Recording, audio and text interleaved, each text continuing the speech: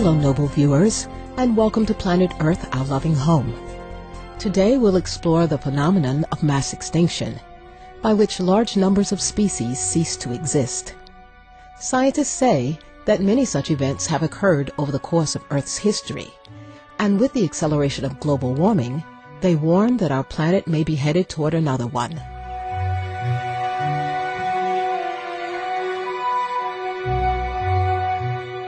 Dr. Peter Ward, a professor of Earth and Space Sciences at the University of Washington in Seattle, USA, and an astrobiologist for the National Aeronautics and Space Administration, or NASA, will share his knowledge. Dr. Ward is an expert in the area of mass extinction and has written more than a dozen books, including the critically acclaimed Under a Green Sky, Global Warming, the Mass Extinctions of the Past, and What They Can Tell Us About Our Future.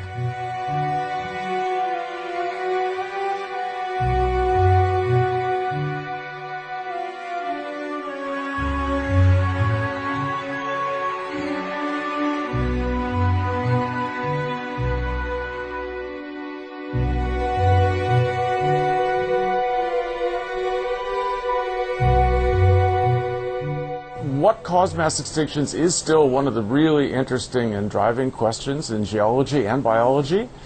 If you had asked me that question between 1980 and 1990, I would have told you that asteroid or comet impact on the planet would have been the major, or perhaps the only cause of past mass extinction. It really now looks like that was a unique event, and that the other 14 mass extinctions are caused by short-term climate change, in almost every case global warming.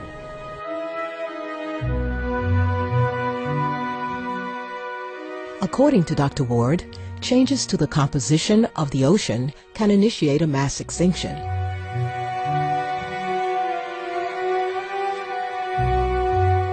The ocean state that we have now is one where our oceans is mixed. And that means that the composition of water, the chemistry of seawater at the top, is almost identical to that at the bottom. And by chemistry, I don't just mean the atoms making up the water. I mean the entire body of water itself, which includes dissolved gases. Now, gas in this atmosphere, if we bring out a new vat of seawater that's been out of gas, that gas sitting here will pull down molecules of oxygen, carbon dioxide, nitrogen, and it will dissolve away. Just like you put sugar in water and stir it, well, gas does the same thing. The amount of oxygen at the surface of the ocean is almost identical to the amount at the deep bottom. So that's the current ocean state. But the second ocean state is there's oxygen at the top, but none on the bottom. The third ocean state, there's not much oxygen anywhere, and hydrogen sulfide is present. 3 ocean states.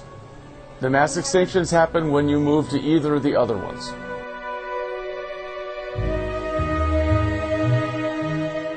Scientific research shows that the greatest mass extinction in Earth's history, the Permian-Triassic extinction, occurred approximately 250 million years ago, at which time 90% or more of the marine species and 70% of land species disappeared.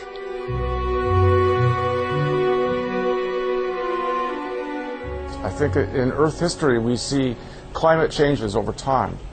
And we know that some of these climate changes were associated with enormous biological destruction.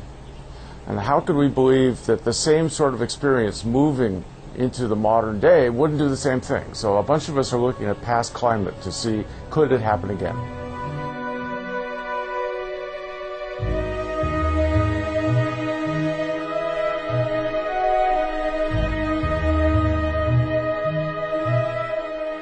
The Arctic ice is melting at an unprecedented rate due to global warming. This phenomenon is causing serious concern among scientists, including Dr. Ward. If the Arctic sea ice were to disappear completely, what would the impact be on the world's oceans? There's a lot of current systems in the ocean. What the oceans are trying to do is simply equilibrate heat. For instance, if you boil water in a pot, the burners down below, that hot water will start moving away from the hot spot. The cold water on the top will be pulled down. So you've got this circulation. The oceans are the same. The Arctic is cold, the equator is hot. The equator is like the burner. So water that's hot moves up towards the cold, water that's cold moves down towards the hot. And it does so exactly in the same sort of cell, a convection cell. So it's not sideways turning, it's over the top and down below. The seawater absorbs heat. Ice reflects it. If we take away ice on our planet, we reduce the reflectance. Where does that new light go? It goes and converts into heat energy. Our planet warms up as we lose the ice. If global warming would warm the tropics relatively the same that it warms the Arctic, there would be no problem.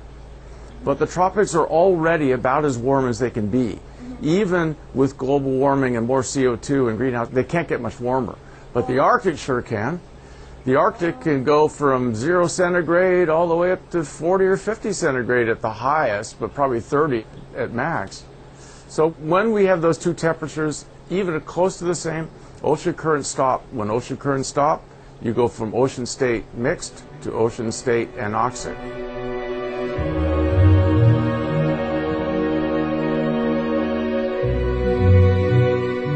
When we return, Dr. Ward will further discuss the consequences of stopping ocean currents.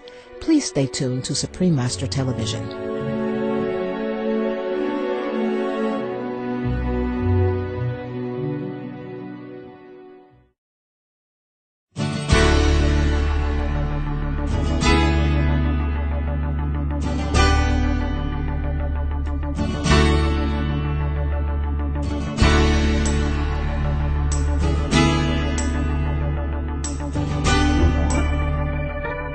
Welcome back to Planet Earth, Our Loving Home, featuring an interview with Dr. Peter Ward, a leading expert on mass extinctions, events where large numbers of species cease to exist.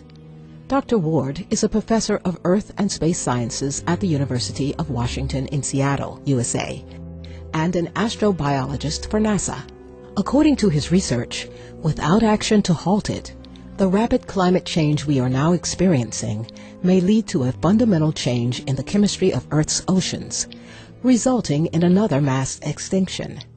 The possible stoppage of oceans, great conveyor belt, an enormous circulation pattern that spans the world's seas and plays a major role in regulating Earth's climate, is of particular concern to Dr. Ward.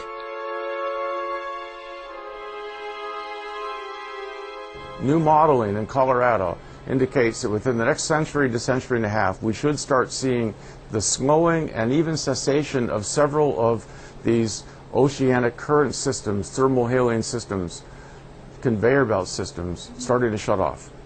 We've seen this happen in the geological past.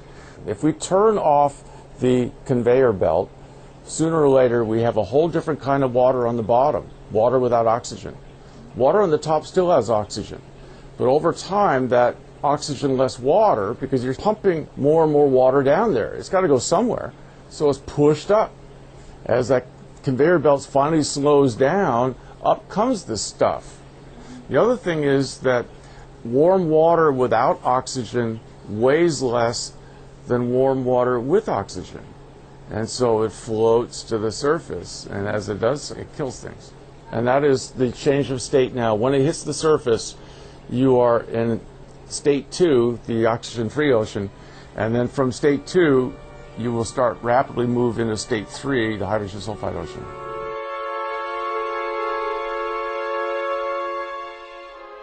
What are the consequences of living things coming into contact with hydrogen sulfide?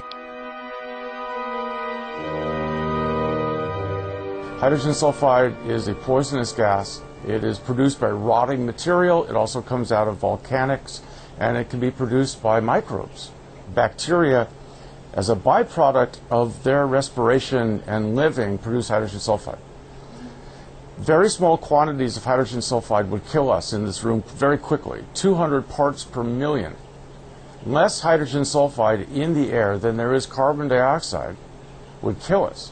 A tiny bit of H2S. Our noses are attuned to several parts per million. We can detect it. And it is because this gas is so poisonous, the human body knows if you smell that, run. Don't stay around. It can kill you.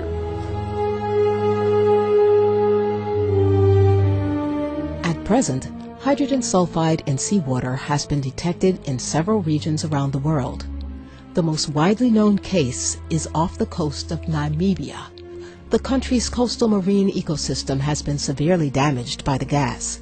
Periodically, millions of fish die because of the dissolved hydrogen sulfide in the seawater. It's happening. The country Namibia off Africa is already producing hydrogen sulfide to the surface. We know that. On the seacoast of Namibia, you can just walk along it and smell it. I've done this.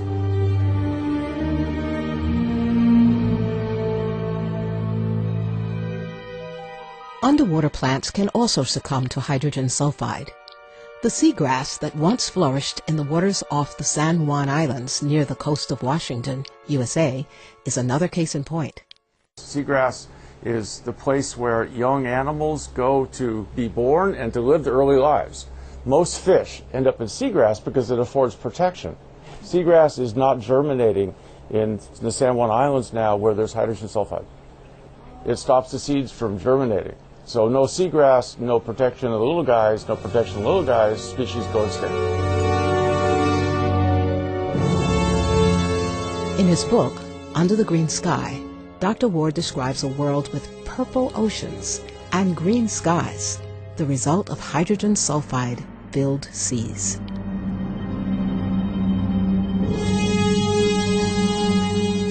Well, no one alive has ever seen it, but we think that the oceans would be a rich purple color simply because the bacteria that break down hydrogen sulfide are purple. They're called purple sulfur bacteria, and they would stain the water purple. In fact, there are areas of the Black Sea, the ocean is purple. So that's our world, purple oceans, probably a green sky. The hydrogen sulfide leaking up in the atmosphere would give it a yellow tinge. If you add yellow to blue paint, what do you get? Green.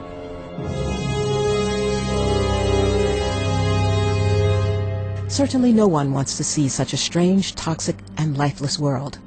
How can we avoid the scenario? We need to stop climate change. In addition to his suggestions of driving less and avoiding air travel, Dr. Ward also has the following recommendation for cooling the Earth. Stop eating meat.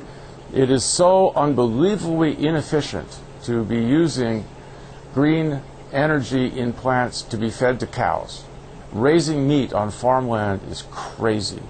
We need to keep those resources, and we should be feeding people. The vast majority of people on this planet should be eating greens and nothing but, getting their protein only from plant material. Raising of meat, besides just the ethical questions of the mistreatment, it is certainly not energy efficient to be raising cows in Costa Rica, for instance, where you cut down a rainforest, make it a short-term grassland, and then feed it to McDonald's.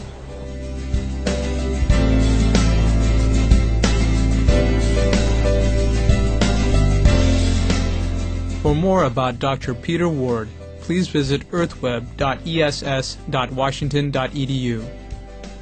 Under a Green Sky and other books by Dr. Ward, available at Amazon.com.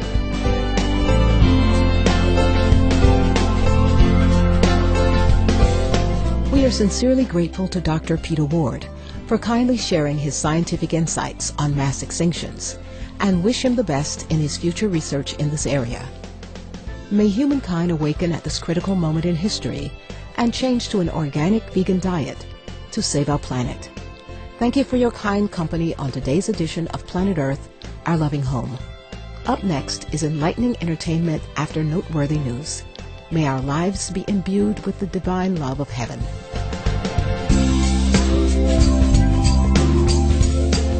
For more details, please visit www.suprememastertv.com/PE.